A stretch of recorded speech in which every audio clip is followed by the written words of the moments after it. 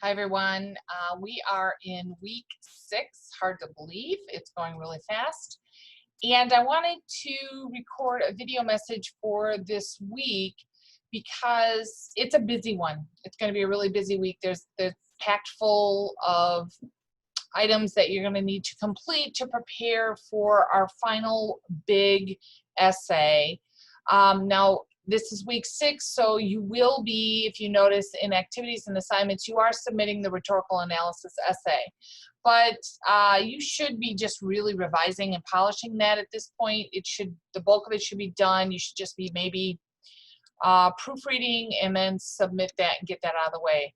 The bulk of your time this week is hopefully preparing now and brainstorming for our final research essay. This last essay is a research one, and I do have the informative research essay instructions right there. And if you open them up, there's a lot of information on this, and it actually gives you some really good advice of where to go and what to do. For example, start with brainstorming. How do you brainstorm? Think about topics, and then you're going to have to narrow that down. The trick to this particular essay is that you don't want your topic so big. You want it narrowed down enough that you're going to be able to get it in this size essay for our class. But there are some criteria for this one. In particular, make sure you pay attention. You're going to have 5 credible outside sources. Credible means you can't have wikis, blogs, those kinds of things. One of the easiest way to do this, you have to have 3 of your sources from the library databases. The library databases are all credible. It might just be easy for you to do all 5 of them from the library databases, and that's perfectly acceptable.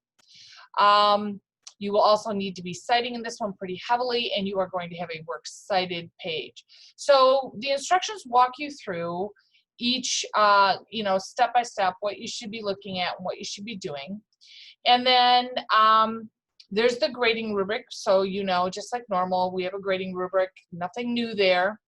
But in our resources, there are some great things you're going to want to go over as you are brainstorming. And I would even say take a look at these things before you really start looking at any of your assignments. There's some great stuff here. This one's probably your most valuable right here, the Lucky 7 Steps for the Informative Research Essay. This particular one, it literally tells you, okay, these are the 7 things, boom, boom, boom. Start going through these, and this will just help get you a little more focused instead of kind of feeling like you're wide out there and swimming in a sea of information. The CRAB test is very important in the fact of you are looking for credible sources. So although you are not required to only use library databases, you may use outside sources. You will have to do the CRAB test, which means you check for currency, reliability, authority, purpose, and point of view. Now, the reason that I say use a CRAB test is not everybody likes to use the databases. But be aware in the instructions that I just showed you right there, you'll be required to have 3 of your sources from the databases. So as I said before, one easy way to know you got credibility, you don't have to do the CRAB test, it's reliable, is to pick your sources from the databases because they've already been vetted for reliability and credibility. Once again, I offer you some resources on MLA. This is nothing new. This is stuff really, hopefully at this point, you're really starting to internalize MLA items, but it may be new to you for how to cite. So you will be doing more of that next week. Don't be too worried about how to cite just yet, but know that that resource is there if you want to look back at it. And Boolean operators, when you are working in the databases, these are very, very helpful. Now, the activities topic selection worksheet, you may start with this particular one, and it's really a form of brainstorming. And you are thinking, okay, well, what items kind of interest me? What's a main topic? I really want you to be thinking about your topic in the fact of what is something that interests you and that you're going to be able to find information on. Because you're going to do a lot of reading in researching on this. So make sure that you pick something that you are fairly interested in. Then from that point, you're going to kind of start thinking about your thesis. I want you to type out what you think your complete thesis statement is, and I want it in sentence structure, that 2 to 3 sentence structure. So the thesis is really talking about what you're going to be researching and the elements of it that you're going to communicate within your paper.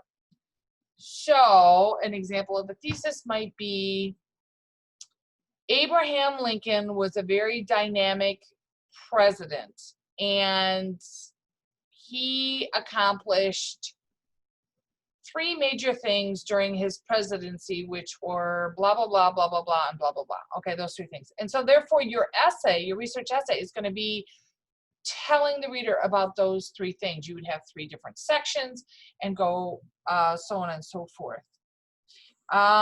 Remember, this is a research essay. It is not a persuasive essay. You are simply researching to inform. It's called informative research paper. And then database worksheet. This is 3 videos, actually 4. This is me telling you what to do, and then different videos from Jen Zimmer on how to maneuver within the databases. And then finally, we are outline. I want you to give me an outline for your informative research essay. My best advice on this for your essay is submit your topic selection worksheet early, and I'll try to give you some really good feedback on it, because then that will make a huge difference in what you're going to lay out for outline. So like I said, your topic doesn't want to be too broad. You don't want, for example, in this particular essay, you don't want, we'll go back to Abraham Lincoln. If you say, oh, I want to research Abraham Lincoln, I don't know much about him. Well, that is just too big of a topic for this size paper. You're going to have to narrow it down and focus it down. And what I mean by that is, okay, what aspect of Abraham Lincoln are you going to focus on? Childhood, those kinds of things. The other item is, you know, a lot of students want to talk about World War II. Again, way too big for our size essay. And you really need something very finite. Now, if you are researching people, you may have to pick a particular time period for that person. So like I mentioned before, Abraham Lincoln, you may need to just focus on either his childhood or his years as a lawyer or when he was president. But they don't have to be people. It could be something else. You know, think about your career, where you're going into. Think about something you want to learn more about.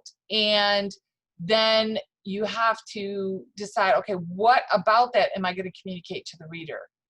And if you get stuck on this or whatever, reach out via email. I would also, next week, you're going to have another consultation assignment. And I would certainly recommend you do a consultation 2 or 3 on this essay to talk out some things or work through the instructions.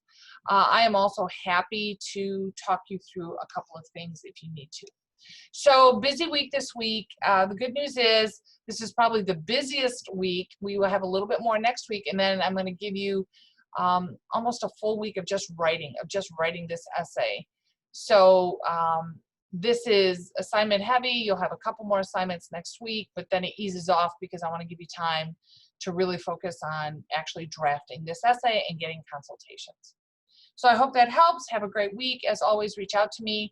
Remember, I have open office hours on Zoom Mondays and Tuesdays from 10 in the morning till 11 in the morning, which means you just click on that hot link on our Moodle page and it will take you right to the Zoom room. And quite often, I can answer questions right on the spot, and that helps out students quite a bit. So if you get stuck, feel free to use that as well.